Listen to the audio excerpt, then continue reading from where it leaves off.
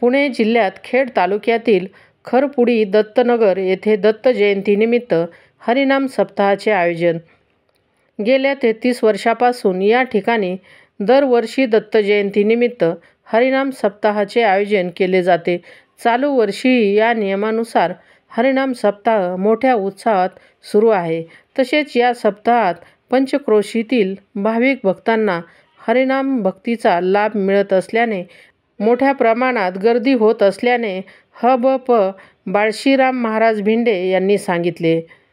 चाकण प्रतिनिधी दत्ता भगत.